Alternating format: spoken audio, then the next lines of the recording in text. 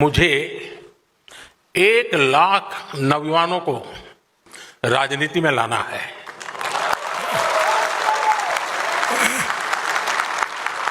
और वो 1,00,000 ऐसे जो उनकी फैमिली में फर्स्ट टाइमर हो।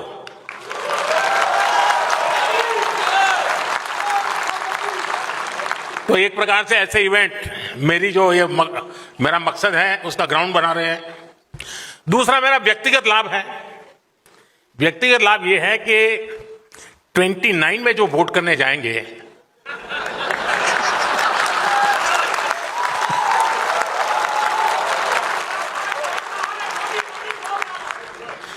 उनको पता ही नहीं है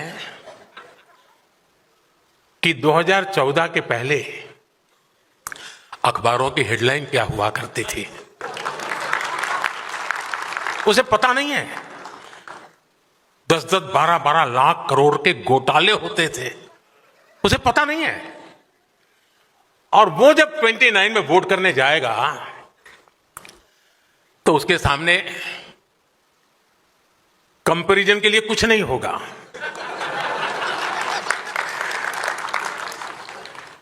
और इसलिए मुझे उस कसौटी से पार होना है और मुझे पक्का विश्वास है ये जो ग्राउंड बन रहा है ना वो उस काम को पक्का कर देगा। साथियों, आज पूरी दुनिया कह रही थी कि ये भारत की सदी है। क्या आपने नहीं सुना है?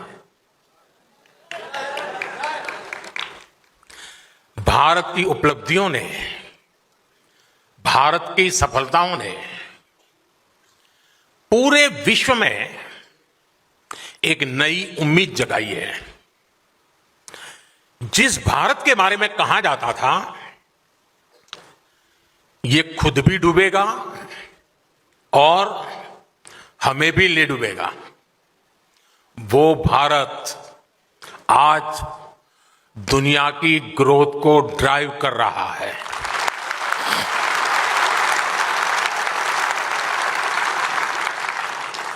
मैं भारत के फ्यूचर की दिशा क्या है ये हमें आज के हमारे काम और सिद्धियों से पता चलता है। आजादी के 65 साल बाद भी भारत दुनिया की 11वें नंबर की इकोनॉमी था। बीते दशक में हम दुनिया की 5वें नंबर की इकोनॉमी बने और अब उतनी ही तेजी से दुनिया की तीसरी सबसे बड़ी अर्थव्यवस्था बनने जा रहे हैं। साथियों, मैं आपको 18 साल पहले की भी याद दिलाता हूं। ये 18 साल का खास कारण है क्योंकि जो लोग 18 साल की उम्र के हुए हैं, जो पहली बार वोटर बन रहे हैं, उनको 18 साल के पहले का पता नहीं है, इसलिए मैंने वो आंकड़ा लिया है।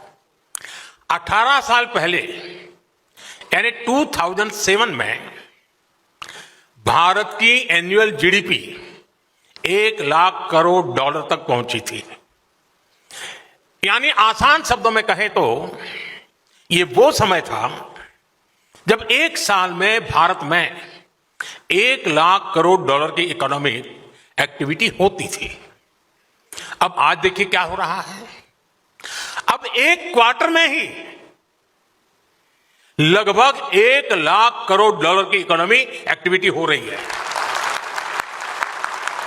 इसका क्या मतलब हुआ?